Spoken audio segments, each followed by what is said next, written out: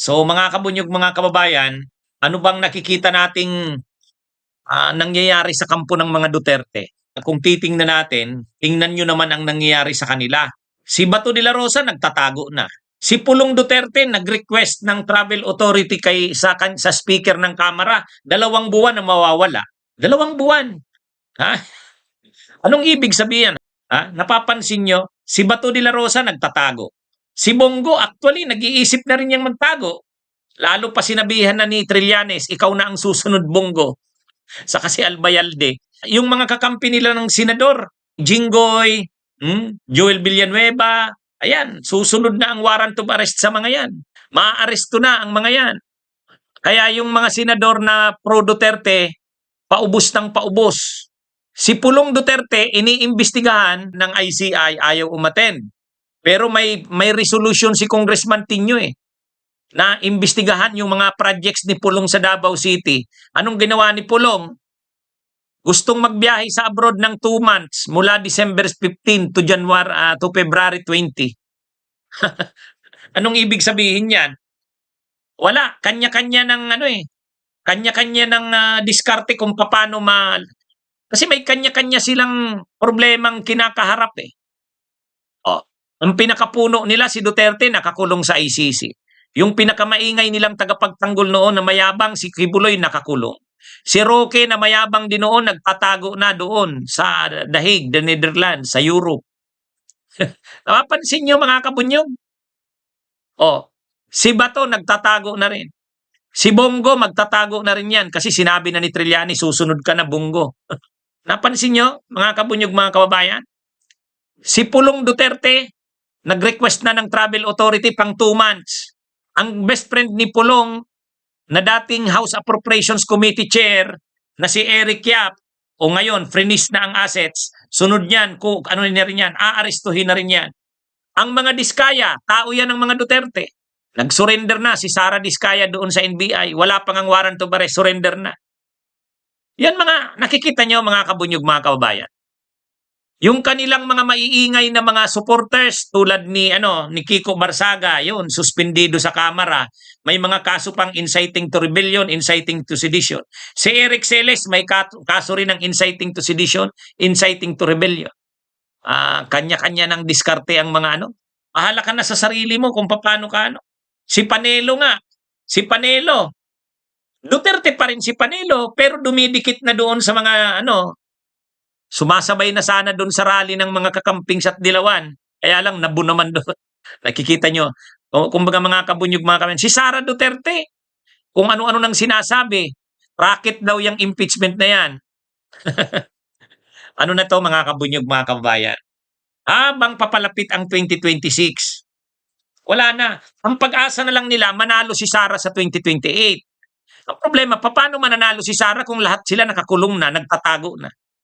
Paano mananalo si Sara na yung mga tulad ni Bato, ni Bongo, nagtatago na o kaya nakakulong na sa ICC? Di ba? Nakakaramdam na, survival na, tama ka. Siyempre, ang iniisip ng bawat isa, survival. Halimbawa, si Bato, wala, nagtatago na siya. Alam niya naman, hindi naman siya kayang, ano naman ang magagawa ng mga supporters ng Duterte sa kanya? Hindi nga nadipinsahan si Digong. Nang inaresto na nga yung pinakapinuno, walang nagawa. O anong gagawin ni Bato? Ay di magtago. Di ba? Si Bongo, nararamdaman niya na rin. Sinabihan na ni Trillanes pag sinabi pa naman ni Trillanes, nagkakatotoo. Di ba? si Pulong Duterte, alam ni Pulong Duterte, once na maimbestigahan siya, makakuha ng mga testigo at ebidensya, ang kasunod niyan, kaso. Ang kasunod sa kaso, aresto. Kaya ang ginagawa ngayon ni Pulong Duterte, dinidelay niya, ayaw niyang magpa-imbestiga. Kasi pag naimbestigahan siya, lalabas doon yung mga testigo, lalabas doon ang ebidensya, ang kasunod niyan kaso sa ombudsman. Pag sunod na ng kaso ng ombudsman, kaso na sa Sandigan Bayan. At pagkatapos ng kaso sa Sandigan Bayan, warrant of arrest na. Kita nyo? Alam yan ni Pulong. Kaya ang ginagawa ni Pulong, hindi ako magpapa-imbestiga. Anong ginawa niya? Nag-ano ngayon ng travel authority pang 2 buwan. Yan, nakikita niyo mga kabunyog, mga kababayan? Actually, sabi ni Asyong bakit attorney parang nawala ang pangalan ni Villanueva sa mga kakasuhan? Actually, napapansin ko rin 'yan. Parang si Chis Escudero, papalibrehin, eh. Parang ang kapalit ni Chis Escudero, alam naman nating napakaraming alam ni Chis Escudero din, eh. Ha? Lalaban si Chis Escudero 'pag nasukol. O siyempre, 'pag si Chis Escudero nasukol, ilalaglag niya rin. Ang dami niya ring alam, eh. Lalo si Martin Romualdez, ilalaglag niya yan. So parang nakikita ko palilibrihin si Escudero. Hindi yon, ligtas si Escudero, ligtas si Romualdez, wala na yan. Mapupokus na lang ngayon kay Saldico. Itong si Eric Yap, yan na, si Garjola, yan. Diyan na pupokus yan. Kaya malungkot, eh. So ito mga kabunyog, mga kababayan, napapansin nyo ba? Yung pinakapinuno, si Duterte, nakakulong sa ICC. Pinipilit nila sanang makalaya kahit interim release. Lahat ng pagmamakaawa. Yung mga senador na pro-Duterte, pati yung mga kaibigan nilang senador, nagpasa na sila ng resolusyon sa Senado. Interim release kay Duterte, wala namang nangyari. Sabi pa ni Trillanes, nangantyaw pa si Trillanes, huwag na kayong umasa na makakalaya si Duterte. Tanggapin nyo na yung katotohanan. Tapos nakikita nyo si Bato nagtatago. Si Bongo na warningan na ni Duterte, ni Trillanes. Susunod ka na, Bongo. Mag-iisip na rin yan na magtago. Si Albayalde, sabi nung kaibigan ko, nakabunyog. Sabi niya, attorney, wala na si Albayalde. Wala na. Kita nyo, nagpapasiguraduhan na. Si Jingo Estrada, babiyahe rin ng Japan, babiyahe ng Norway.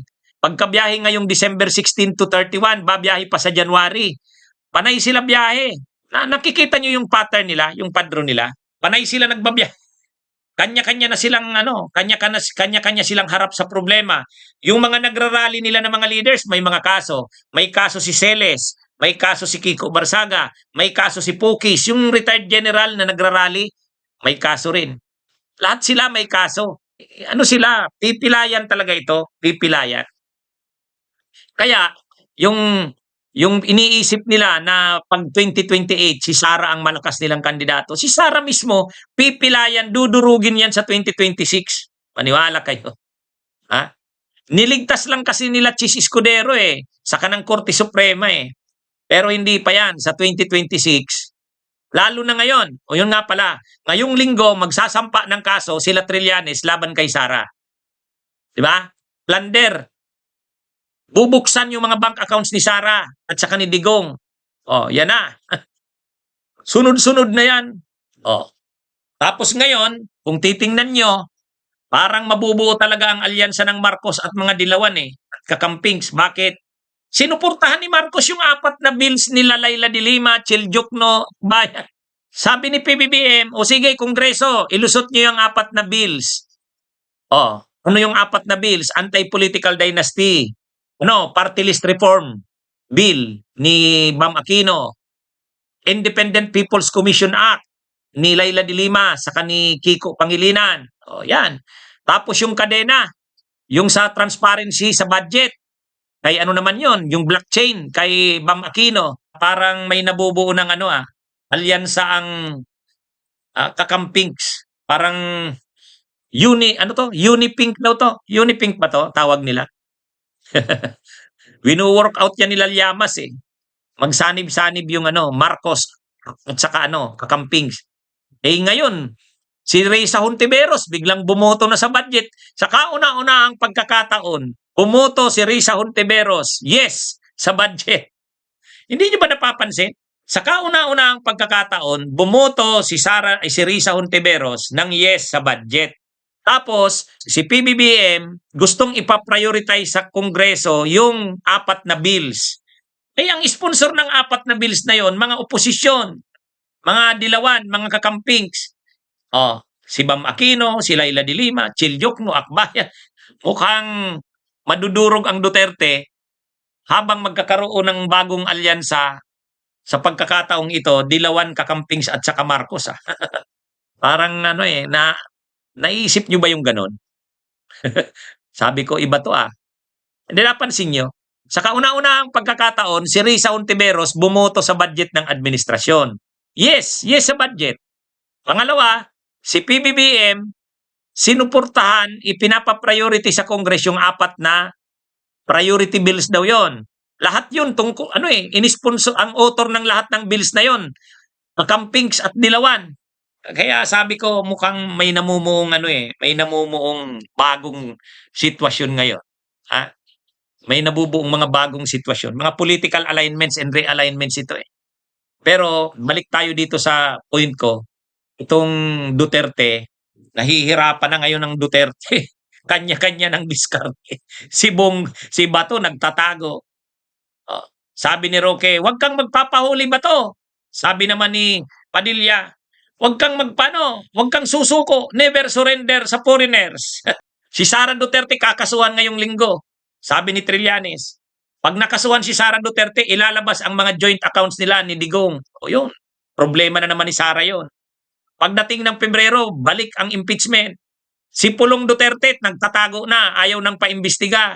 Alam na kasi ni Pulong, once na maimbestigahan siya, may ebidensya, may testigo, o di sunod kaso. Pagkatapos ng kaso, aresto. No bail na naman siya, kulong na naman si Pulong. Kaya ayaw ni Pulong Ayaw ni Pulong magpaimbestiga, o kaya ang ginawa ni Pulong, humihingi ng travel authority pang 2 buwan mula December 15 hanggang February 20. O, ibig sabihin niyan, di tumatakas. 'Di ba mga kabunyog? Si Jinggoy, nakakampi ng mga Duterte, magbabiyahe rin ngayong December 26 to 31. Pagkapasko na naman, babiyahe na naman sa January, doon naman sa Scandinavian countries. Siguro inaabangan ni Jinggoy kapag lumabas yung arrest warrant niya, sila ni Bong Revilla, hindi na siya babalik sa Pilipinas. At si Pongo naman, tinakot na ni Trillanes. Sabi ni Trillanes, "Ikaw na, Bongo, ang susunod, kayo ni Albayalde." Habang naghahanda sila sa eleksyon sa 2028, kasi gusto nila si Sara ang maging presidente sa 2028. Paano pa kayo sa 2028? Isa-isa nang nawawala. Kaya yan mga kabunyog, mga kababayan. Ito ang sitwasyon ng kampo ng mga Duterte. Si Duterte hindi na makakabalik sa Pilipinas. Wala, denied yung interim release.